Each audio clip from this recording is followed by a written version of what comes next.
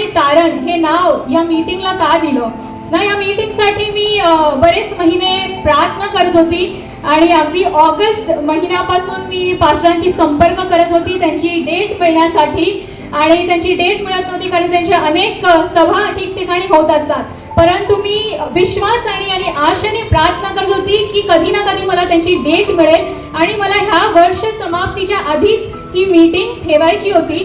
आणि ज्यावेळेस मी उपास प्रार्थना करत होती म्हणजे पास्टरांचं नाव घेऊन या मीटिंगच्या या सभेसाठी, त्यावेळेस मला हे वचन देवाने दिलं, स्तोत्रसंहिता 27 आणि 1, जे म्हणतं की परमेश्वर माझा प्रकाश व माझं तारण आहे. आणि आज मी या ठिकाणी बोलणं म्हणजे मी त्यांच्या इतकी उरलेली नाही आहे आणि हे लहान तोंडी मोठा घास घेतल्यासारखं आहे, परंतु ज्यावेळेस मी या वचनावरती मनन करत होती आणि मी विचार करत होती की ही मीटिंग ज्यावेळेस आयोजित करण्यात येईल त्यावेळेस या मीटिंगचं टायटल काय ठेवायचं, तर आधी ठरवलं की तारणाचा प्रकाश असं ठेवायचं. परंतु ज्यावेळेस मी मनन करत होती, चिंतन करत होती या वचनावरती, त्यावेळेस दाविदाने लिहिलेलं हे स्तोत्र आणि ज्यावेळेस तो संकटात होता त्यावेळेस तो म्हणतो की परमेश्वर माझा प्रकाश व माझे तारण आहे. आणि माझ्या मनात एक प्रश्न आला की प्रकाश आणि तारण असं का, प्रकाश पहिले आणि तारण नंतर असं का, तारण आणि प्रकाश असं त्यांनी का नाही म्हटलं, तर त्याचं उत्तर मला मिळालं उत्पत्ती याचा पहिला अध्याय 2 ते 3 वचन. कारण प्रारंभी जगाला तारणाची नाही तर प्रकाशाची गरज होती. आणि पृथ्वी आकार विहिरीत शून्य होती, जलनिधीच्या पृष्ठभागावर अंधकार होता आणि देवाचा आत्मा जलावर तळपत राहिला होता. तेव्हा देव बोलला, प्रकाश हो, आणि प्रकाश झाला. प्रारंभी काय होता, तर अंधकार होता आणि देव काय बोला, प्रकाश हो, आणि प्रकाश झाला. आता तो प्रकाश कोण होता, तर जसं आपण योहान 8:11 त्यांनी सुद्धा जे वचन सांगितलं की पुढे येशू त्यांना म्हणाला, मीच जगाचा प्रकाश आहे. तो प्रकाश कोण आहे, तर येशू ख्रिस्त म्हणतो मीच जगाचा प्रकाश आहे. आचार होण्याच्या आधी मी टीम लीडर होती, मी कॉर्पोरेटमध्ये जॉब सुद्धा करते, फुल टाइम जॉब करते आणि सेवा सुद्धा करते. तर ज्यावेळेस मी टीम लीडर होती माझ्या हाताखाली 15 ते 20 एम्प्लॉईज होते, ठीक आहे. तर माझा मॅनेजर मला एखादी रिस्पॉन्सिबिलिटी, एखादी जबाबदारी असाइन करायचा आणि मी ते टीम मधल्या प्रत्येकाने त्या जबाबदाऱ्या वाटून द्यायची. कोणी पॉवर पॉईंट मध्ये चांगला आहे तर त्याला पीपीटीवर काम करायला लावलं, कोणी एक्सेल मध्ये चांगला आहे त्याला एक्सेल मध्ये काम करायला लावलं, अशा जबाबदाऱ्या वाटून द्यायची मी, ठीक आहे. आता ह्या मीटिंग साठी देखील पूर्णपणे या मीटिंगची जी ऑर्गनायझेशन होतं ते मी एकटी करू शकत नव्हती, त्यामुळे आम्ही काय केलं, आमची एक टीम फॉर्म केली आणि आम्ही प्रत्येकाला जबाबदाऱ्या वाटून दिल्या. आता प्रकाश ना, येशू ख्रिस्त म्हणतो योहान 8:12 मध्ये की मी जगाचा प्रकाश आहे. तर प्रकाशाची रिस्पॉन्सिबिलिटी जी आहे, प्रकाशाच्या कामाचं जे डेलिगेशन आहे, ती जबाबदारी देवानी किंवा येशू ख्रिस्तानी कुणावर दिलेली आहे.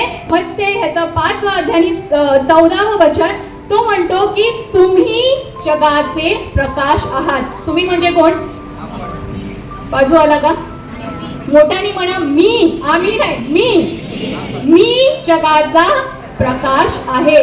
तर ती प्रकाशाची जबाबदारी आहे, ते डेलिगेशन जे आहे, ते रिस्पॉन्सिबिलिटी आहे, ते येशू ख्रिस्ताने कुणावरती दिलेली आहे, तर आपल्यावरती, आपल्या प्रत्येकावरती ती प्रकाशाची जबाबदारी दिलेली आहे. तर ती प्रकाशाची जबाबदारी कशासाठी दिलेली आहे, स्वतःसाठी चमकण्यासाठी का, किंवा दुसऱ्या भाषेत म्हटलं तर शायनिंग मारायला का, स्वतःसाठी शायनिंग मारायला दिलेली आहे का, नाही. तर ती प्रकाशाची जबाबदारी येशू ख्रिस्ताने किंवा देवाने आपल्यावर कशासाठी सोपवली आहे, तर तिथेच मत्ते याच्या अध्यायामध्ये 16वं वचन, मत्ते 5:16, त्याप्रमाणे तुमचा प्रकाश लोकांसमोर असा पडू द्या की त्यांनी तुमची सत्कर्मे पाहून तुमच्या स्वर्गातील पित्याचा गौरव करावा.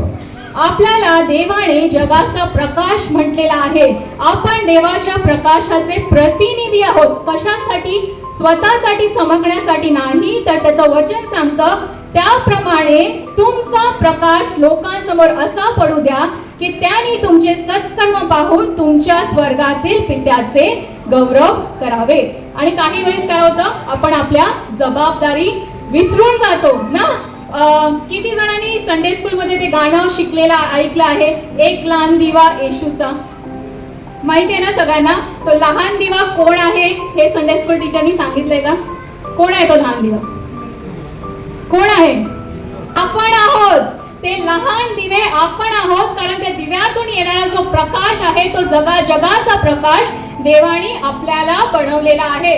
परंतु काय होतं, कधी कधी त्या दिव्यातलं तेल संपतं किंवा कमी होतं आणि त्या दिव्यातला प्रकाश जो आहे तो काय होतो, मंद होऊ लागतो ना.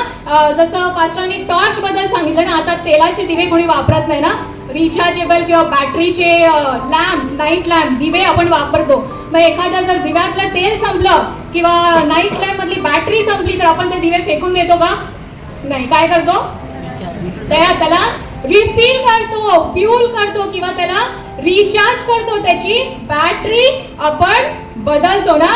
तर आज ही जी मीटिंग आयोजित करण्यात आलेली आहे त्याच्या मागचा उद्देश हाच आहे की आपल्यामधलं जे तेल कमी होत चाललेलं आहे, संपत चाललेलं आहे, आपल्या दिव्यातला प्रकाश जो मंद झालेला आहे तो पुन्हा प्रज्वलित होण्यासाठी आपल्या दिव्यामध्ये ते फ्युलिंग करणं, ते तेल टाकणं, आपली बॅटरी व देवाच्या वचनाने रिचार्ज करणं गरजेचं आहे. आणि आपल्या दिव्यामध्ये तेल भरण्यासाठी आज आपल्याकडे सोलापूरवरून अभिषिक्त तेल आलेलं आहे ना. तर ते तेल आपल्याला उपलब्ध झालेलं आहे देवाकडून. परंतु मराठीमध्ये एक म्हण आहे ना, दिव्याखाली अंधार.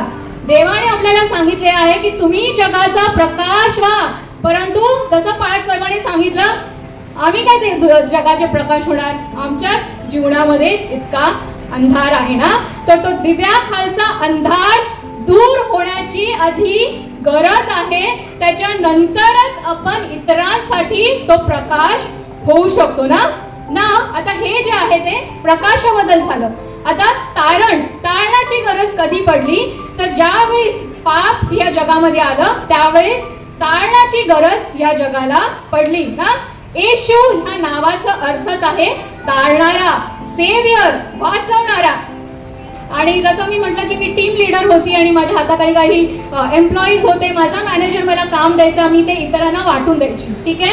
आता कॉर्पोरेटमध्ये काम करणारे जे लोक असेल त्यांना माहिती आहे, त्या काही महिन्यामध्ये अप्रेझल्स चालू होतील ना. अप्रेझल्स होतं, मग इन्क्रीमेंट होतं. तर मी टीम लीडर आहे, मी बाकीचे एक्सेल पीपीटीची कामं वाटून दिली. पण मी एखाद्या एम्प्लॉई माझ्या टीम मध्ये चांगला आहे तर मी त्याला सांगू शकते का की बाकीच्या टीम मेंबरचं अप्रेझल घे? जसं मी म्हटलं, या मीटिंगसाठी आम्ही कोर टीम उभी केली ना. प्रत्येकाने आपापली जबाबदारी घेतलेली आहे. सगळे व्हॉलेंटियर्स तुम्ही पाहत आहात. पण मी कोणाला सांगू शकते का जे माझं काम आहे इथे येऊन वचन देण्याचं किंवा सेवा करण्याचं, ती जबाबदारी मी दुसऱ्या कोणाला देऊ शकते का? नाही. का? कारण ती जबाबदारी माझीच आहे आणि ते काम जे आहे ते माझंच आहे. त्याच प्रकारे तारणारा जो आहे, तारणाची जबाबदारी जी आहे ती येशू ख्रिस्ताचीच आहे. ती जबाबदारी त्यांनी कुणाला दिलेली नाही आहे ना. तर तारणाचे प्रतिनिधी आपण नाही होऊ शकत. आपण प्रकाशाचे प्रतिनिधी आहोत. येशू ख्रिस्त हा एक मात्र तारणारा आहे. आपण ते वचन पाहू, प्रेषितांची कृत्ये 4:12. कुठे असं वचन वाचले का बायबलमध्ये जसं येशू ख्रिस्ताने म्हटलं तुम्ही जगाचे प्रकाश आहात, तुम्ही जगाचे तारणारे आहात, असं कुठे वचन आहे का? नाही. का? कारण येशू ख्रिस्त हा एक मात्र तारणारा आहे आणि ती जबाबदारी त्यांनी कुणालाही दिलेली नाही. आणि तारण दुसऱ्या कोणाकडून नाही, कारण जेणेकरून आपले तारण होईल असे दुसरे कोणतेही नाव आकाशाखाली मनुष्यांमध्ये दिलेले नाही. तारणारा केवळ तोच आहे आणि त्या तारणाची जबाबदारी केवळ त्याचीच आहे. परंतु त्या तारणाची ओळख होण्यासाठी, तारणाऱ्याला शोधण्यासाठी प्रकाशाची गरज आहे आणि ती जबाबदारी आपल्याला दिलेली आहे. कारण आपल्याला ते तारण मिळालेलं आहे ऑलरेडी. परंतु या जगामध्ये अजून कित्येक लोक आहेत जे अंधारात आहे, ज्याला तारणाऱ्याची ओळख नाही आहे. त्यांच्यासाठी आपल्याला काय करायचं आहे तर प्रकाशाचं काम करायचं आहे. ती प्रकाशाची जबाबदारी येशूने आपल्याला दिलेली आहे. स्वतःसाठी चमकण्यासाठी नाही, तर अंधारात आहेत त्यांना त्या तारणाचा मार्ग सापडण्यासाठी आपल्याला ती जबाबदारी दिलेली आहे. त्या तारणाचा शोध ज्यांना आहे त्यांना येशूची ओळख व्हावी, ज्याच्यासाठी आपल्याला त्या प्रकाशाची जबाबदारी देवाने दिलेली आहे. आणि ही संजीवन सभा जी आहे ते स्वतःसाठी आज काहीतरी प्राप्त करून इथेच सोडून देण्यासाठी नाही आहे. जसं अंकलनी म्हटलं की जी काय करतो आपण, दिव्यातलं तेल संपलं तर फ्यूल वी रिफिल ना, आपण रिचार्ज करतो. तर या मीटिंगच्या द्वारे आपले दिवे जे आहे आपल्याला तेलाने भरायचे आहेत ना, ते रिचार्ज करायचे आहेत. आणि मग घरी गेल्यावर पुढे ते गाणं काय म्हणतं, एक लहान दिवा येशूचा, कामी त्याला फुंकू का, टोपलीच्या खाली ठेवू का, आपल्या शेजाऱ्याला म्हणा हर वेळी हर स्थळी चमकू दे. बोला, हर वेळी हर स्थळी चमकू दे ना.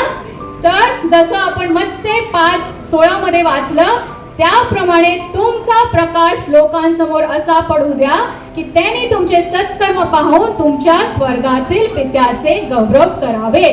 पण त्याच्यासाठी पहिल्याने तो दिव्याखालचा अंधार दूर होणं गरजेचं आहे. तो प्रकाश प्रज्वलित होण्यासाठी आपल्या दिव्यामध्ये ऑलरेडी एका सत्रामध्ये आपल्या पाळकांनी अभिषिक्त तेल भरलेलं आहे आणि पुढच्या सत्रामध्ये ते तेल भरून ओसाडणार आहे. आणि इथून आपण काय होणार आहोत, प्रकाशित होऊन जाणार आहोत. आणि त्यामुळे आज देवाच्या चरणी हीच प्रार्थना करू की हा लहान दिवा हर वेळी हर स्थळी चमकू दे, ज्याच्या प्रकाशाचे कर्वे लोकांना तारणाचा मार्ग सापडेल आणि तारणाची ओळख होईल. तर तेच आजच्या आपल्या सभेचा विषय आहे, प्रकाश आणि तारण. आमेन.